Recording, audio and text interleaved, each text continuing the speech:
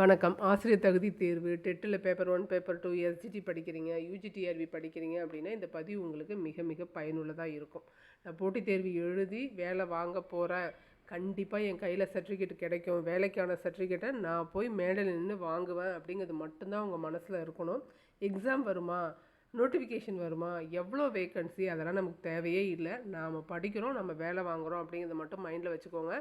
ஒவ்வொரு இயல்லேருந்தும் எப்படிலாம் கேள்வி கேட்பாங்க அப்படிங்கிறதுக்காக நான் கேள்வி கொடுத்துட்ருக்கேன். முதல் இயலில் வந்து 3 பதிவு கொடுத்துருக்கேன், அதாவது 3 டெஸ்ட்டு கொடுத்துருக்கேன். 90 கேள்வி கேட்டிருக்கேன் ஃபஸ்ட்டு இயலில் மட்டுமே. நீங்கள் அது 1 பை 1 வரும். இந்த எஸ்ஜிடி 10th டெஸ்ட்டுங்கிற ப்ளேலிஸ்ட்டில் போய் பார்த்தீங்கன்னா தெரியும். ஒரு ரிவிஷன் தான், எப்போவுமே ரிவைஸ் கொடுத்துக்கிட்டே இருங்க. அதுவும் 10th புக்கு. நீங்கள் யூஜிடிஆர்பிக்குள்ளே போகணும், எஸ்ஜிடிக்குள்ளே போகணுன்னா 10th புக்கு ரொம்ப ரொம்ப முக்கியம். 10th 30 கேள்விகள் கேட்பாங்க. அதில் நீங்கள் பாஸ் பண்ணால் தான், எலிஜிபிள் ஆனால் தான் மெயின் பேப்பரே திருத்துவாங்க. நல்லா தெரியும் எல்லாருக்கும். சரி, இன்றைக்கி நாம் இயல் 2 பார்க்க போகிறோம். அதில் 30 கேள்வி கேட்க போகிறோம். 2024, 25 2 எடிஷன்லையுமே தான் சேர்த்து தான் நான் உங்களுக்கு கொஷினே கேட்பேன். திரும்ப திரும்ப அடுத்தடுத்து 30 கேள்வி இயல் 2லேருந்தே கொடுக்க ட்ரை பண்ணுறேன். இப்போ இந்த கேள்விகளுக்கு ஆன்சர் சொல்ல ட்ரை பண்ணுங்கள். ஒரு நாளைக்கு மினிமம் 1000லேருந்து மேக்ஸிமம் 3000 வரைக்கும் கொஷின்ஸை ரிவைஸ் பண்ணுங்கள். புதுசாக படிக்கிறது இல்லாமல் 1000 கொஷின் 3000 கொஷினை ரிவைஸ் பண்ணுறது எப்படின்னு ப்ராக்டிஸ் பண்ணுங்கள், எஸ்ஜிடி எக்ஸாமுக்கு படிக்கிறவங்க. சரி, நம்ம கேள்விகள் பார்க்கலாம். அதே மாதிரி நான் எந்தெந்த ஹெட்டிங்லேருந்து உங்களுக்கு கேள்வி கேட்குறேன் அப்படிங்கிறதையும் சொல்லிடுறேன். ஃபஸ்ட்டு பார்த்தீங்கன்னா உரைநடை, கேட்கிறதா என் குரல். அடுத்து பரிபாடல், செய்யுள் பரிபாடல் வந்து வேறு இயரில் இருக்கும், 10th வேறு இயரில் இருக்கும், அதை எடுத்து வந்து 2nd வச்சுட்டாங்க. அடுத்து மேகம் அப்படிங்கிற ஒரு பாடல் இருக்குது. முதல் இயலில் பார்த்தீங்கன்னா 2024 இயலில் என்ன இருந்துச்சுன்னா முல்லைப்பாட்டம், காற்றைவா அப்படிங்கிற பாரதியார் பாட்டம் இருந்துச்சு. அதையும் இதில் கேள்வியாக வரும். அடுத்து துணைப்பாடம் பிரம்மங்கிற துணைப்பாடம் பிரபஞ்சனோடது. இலக்கணம் வந்து தொகாநிலை தொடர் வந்து இலக்கணம் கொடுத்துருக்காங்க. இந்த ஹெட்டிங்லாம் படிச்சிருந்தீங்க அப்படின்னா கேள்விக்கு ஆன்சர் ஈஸியாக பண்ணலாம். ஆன்சர் பண்ணுங்கள். மூச்சு பயிற்சி உடலை பாதுகாத்து வாழ்நாளை நீட்டிக்கும் என்று கூறியவர் யார்? மூச்சு பயிற்சி உடலை பாதுகாத்து வாழ்நாளை நீட்டிக்கும்னு சொன்னது திருமந்திரத்தில் திருமூலர் சொல்லியிருப்பார். அடுத்து 2வது கேள்வி, வாயு வழக்கம் அறிந்து செறிந்தடங்கில் ஆயுள் பெருக்கம் உண்டாம் என்று ஔவையார் எந்த அதிகாரத்தில் குறிப்பிடுகிறார்? ஔவையார் இதுக்குன்னு ஒரு அதிகாரமே வச்சுருக்காங்க. என்ன அதிகாரம்? வாயு தாரணைங்கிற அதிகாரத்தில் தான் வந்து ஔவையார் வாயு வழக்கம் அறிந்து செறிந்தடங்கில் ஆயுள் பெருக்கம் உண்டாம்னு சொல்கிறாங்க. அடுத்து 3வது கேள்வி, நான் காற்று, நான் மேற்கிலிருந்து வீசும்போது என்னை இவ்வாறு அழைப்பர் என்ற கூற்றில் காற்றின் பெயர் என்ன? காற்று மேற்கிலிருந்து வீசும்போது என்னன்னு சொல்லுவாங்க? மேற்கிலிருந்து வீசும்போது கோடை என்று அழைப்பர். ஆன்சர் வந்து கோடை. இதுலேயே நிறைய இருக்குது. கிழக்குங்கிறதுக்கு குணுக்குன்னு பேர் இருக்குது. ஓகேவா? பேர் வேறு, அது வீசும்போது அதை அழைக்கிறது வேறு. இப்போயே மேற்குன்னு தானே கேட்டிருக்காங்க. மேற்குக்கு இன்னொரு பேர் என்ன அப்படின்னா குடக்குன்னு சொல்லுவாங்க. குடக்கு வரும். ஓகேவா? கரெக்டாக படிங்க. அடுத்து 4வது கேள்வி, நன்தமிழும் டேஷ் நன்னதியும் சேர்பொறுப்பில் செந்தமிழின் பின்னுதித்த தென்றலை. இந்த பாடல் வரியில் நன்தமிழுக்கு அப்புறம் வர டேஷில் என்ன வரும்? நன்தமிழும். ஆன்சர் அந்த வரி கரெக்டாக படித்து மனப்பாடம் பண்ணிக்கோங்க. நன்தமிழும் தன்பொருணை நன்னதியும் சேர்பொறுப்பின் செந்தமிழின் பின்னுதித்த தென்றலே அப்படின்னு. தென்றலை பாராட்டுறது யார்? அப்படி தென்றலை பார்த்து சொக்கி போயிட்டார், அதனால தான் பாடியிருக்காரு சொக்கநாத புலவர். அழகிய சொக்கநாத புலவர் பாடின பாட்டு இது. அடுத்து 5வது கேள்வி, சொற்பொருள். சொற்பொருள் 6 to 10th படிச்சிட்டிங்க அப்படின்னா உங்கள்கிட்ட 4 மார்க் உங்கள் கையில் இருக்குன்னு அர்த்தம். கண்டிப்பாக 4 கொஷினை வந்து உங்களுக்கு சொற்பொருள்லேருந்து கேட்பாங்க. ஆர்த்தருவு அப்படின்னா வெள்ளத்தில் மூழ்கி கிடந்த, பீடுனா சிறப்பு, ஊழி அப்படின்னா யுகம், தன்பெயல்னா குளிர்ந்த காற்றுன்னு கொடுத்துருக்காங்க. இது 4ல் 1 தவறு, கண்டுபிடிக்க முடியுதா பாருங்கள். ஆன்சர் தன்பெயல் அப்படின்னா குளிர்ந்த காற்று கிடையாது, குளிர்ந்த மலை. அதனால் தவறு வந்து இ. 6வது கேள்வி பாருங்கள், அண்ட பகுதியில் உண்டை பிறக்கம் அளப்பெரும் தன்மை வளப்பெரும் காட்சி ஒன்றனுக்கு ஒன்று நின்று எழில் பகரின் 100 கோடியின் மேம்பட விரிந்தன. இந்த பாடல் வரிகளை சொன்னது யார்? என்ன நூல்னு கூட தெரிஞ்சிருக்கணும். எதில் யார் சொன்னா அப்படின்னு டக்குன்னு சொல்லணும். ஆன்சர் மாணிக்க வாசகர். திருவாசகத்தில் சொல்லியிருப்பார். அண்ட பகுதியில் உண்டை பிறக்கம் சொன்னது மாணிக்க வாசகர். வளர்வானம் இலக்கண குறிப்பு. வளர்வானம் ஆன்சர் வினைத்தொகை. வளர்வானம் வினைத்தொகை. 8வது கேள்வி, மீண்டும் பீடு உயர்வு ஈண்டி அவற்றிற்கும் உள்ளீடு ஆகிய இருநிலத்து ஊழியும். இந்த வரிகளை சொன்னது யாரு? ஆன்சர் பரிபாடல்ல கீரந்தையார் தான் சொல்லியிருப்பாரு. பரிபாடல்ல கீரந்தையார் சொல்லியிருப்பாரு. மீண்டும் பீடு உயர்வு ஈண்டி அவற்றிற்கு உள்ளீடு ஆகிய இருநிலத்து ஊழியும்னு சொல்லியிருப்பாரு. அப்படின்னா என்னென்னாக்கா, உயிர் உருவாகி வாழ்கிறதுக்கு ஏற்ற சூழல் தொடங்கி அந்த சூழலில் உயிர்கள் தோன்றி நிலை பெறும்படியான ஊழியும் வந்தது. இந்த நிலத்தில் ஊழியும் வந்தது.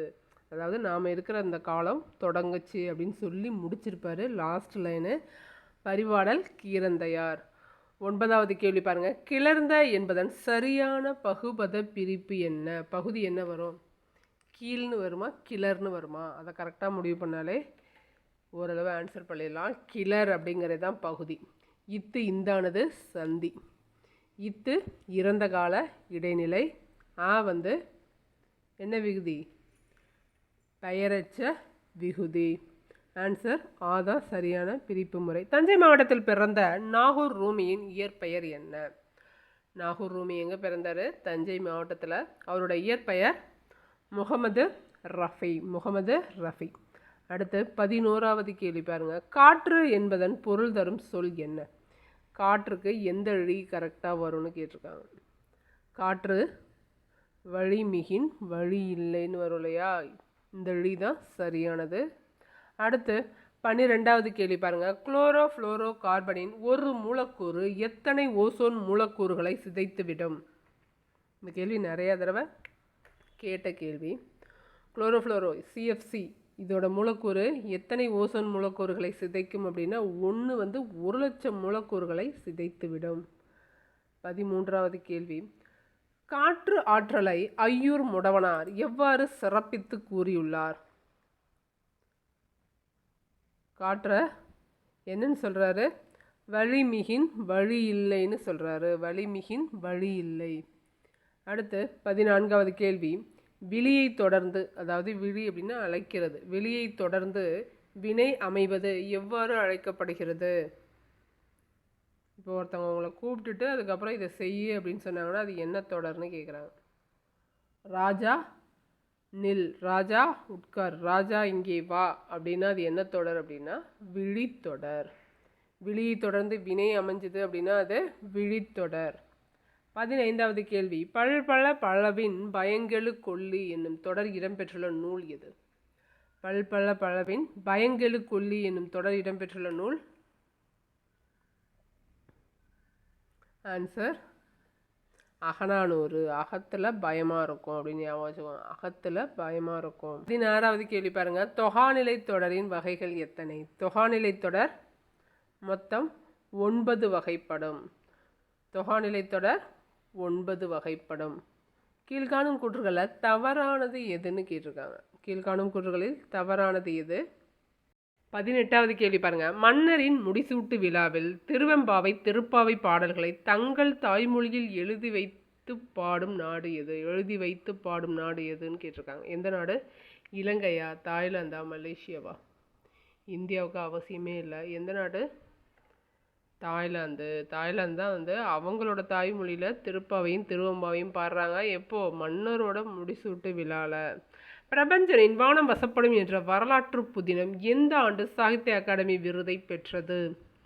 பிரபஞ்சன் எப்போ சாகித்ய அகாடமி விருது பெற்றாரு? 19க்கு ஆன்சர் 1995. 1995. 20வது கேள்வி பாருங்க. முற்று பெறாத வினை பெயர் சொல்லை கொண்டு முடிவது டேஷ் எனப்படும். முற்று பெறாத ஒரு வினை பெயர் சொல்லை கொண்டு வந்த கண்ணன், சென்ற ஆடு, இந்த மாதிரி முற்று பெறாத ஒரு வினை பெயர் சொல்லை கொண்டு முடிஞ்சதுன்னா அது என்னது? பெயர் சொல்லை கொண்டு முடிந்தால் அது பெயரச்ச தொடர். 21வது கேள்வி. கூற்று காரணம். கீழ்காணும் கூற்றுகளை படித்து சரியான விடையை தேர்ந்தெடு. கூற்று 1 A. கட்டுரையை படித்தால் என்பது வேற்றுமை தொகாநிலை தொடராகும்.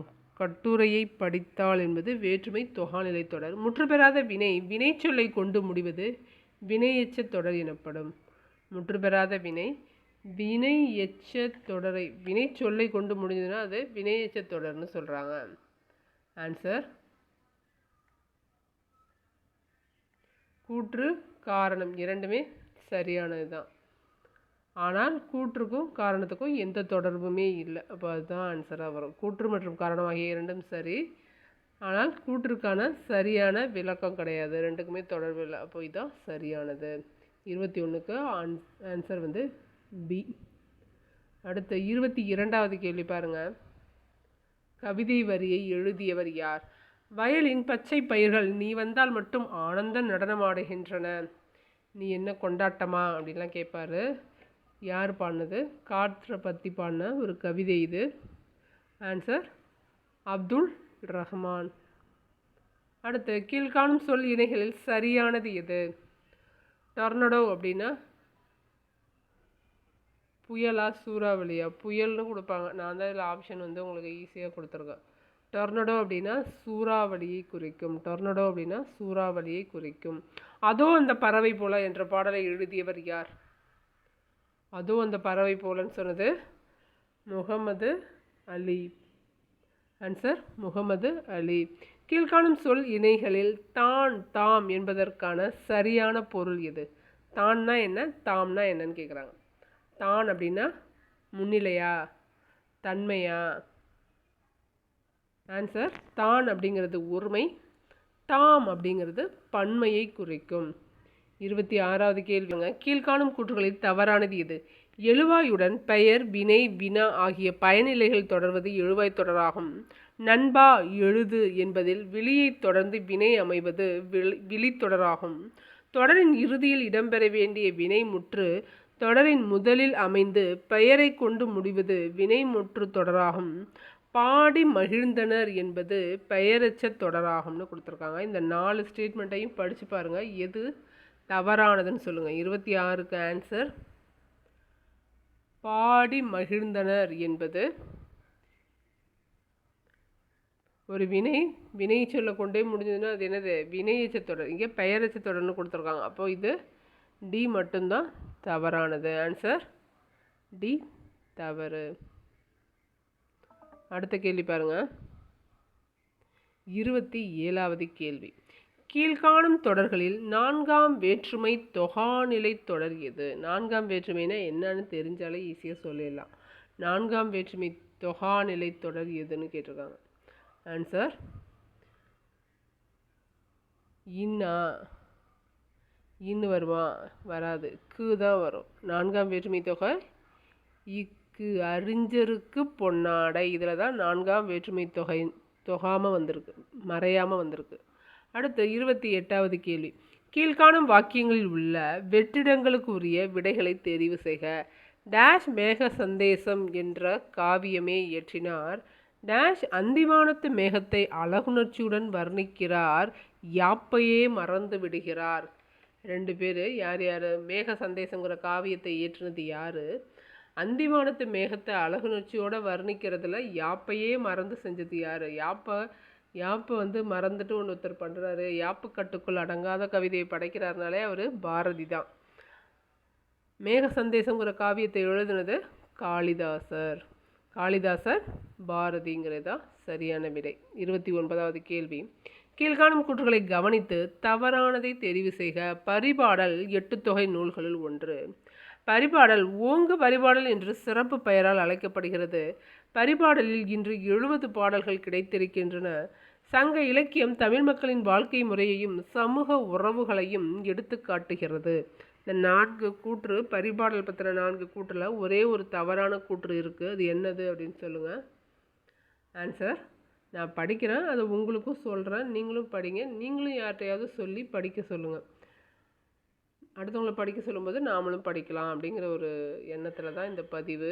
பரிபாடலில் இன்று நமக்கு 70 பாடல்கள் கிடைத்திருக்கின்றன அப்படிங்கிறது மட்டும் தவறு. இப்போ நம்மள்ட்ட எத்தனை பாடல்கள் தான் இருக்குது அப்படிங்கிறத ஆன்சராக சொல்லுங்கள். அதுவும் ஒரு ரிப்பீட்டடு கொஷின், அடிக்கடி கேட்கப்பட்ட கேள்வி. அடுத்து 30வது கேள்வி பாருங்கள். 1924ஆம் ஆண்டு நம் பால்வீதியை போன்று பல பால்வீதிகள் உள்ளன என நிரூபித்த அமெரிக்க வானியல் வல்லுனர் யார்?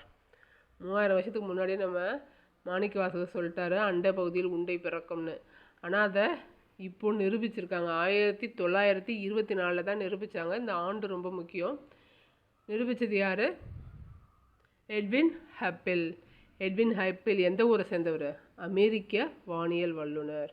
இந்த கேள்விக்கு நீங்கள் தான் ஆன்சர் சொல்ல போகிறீங்க. 31வது கேள்வி. கீழ்காணும் நூல்களில் எது மற்றவற்றிலிருந்து வேறுபட்டது? நதியின் கால்கள், 7வது சுவை, சொல்லாத சொல். இது 3 தான் ஒருத்தரோடது. இது இன்னொருத்தரோடது. ரெண்டு நூலாசிரியருமே இந்த இயல் 2ல் வராங்க. அவங்க 2 பேரும் யார் அப்படின்னு சொல்லுங்கள். தொடர்ந்து படிங்க, ரிவைஸ் பண்ணிகிட்டே இருங்க.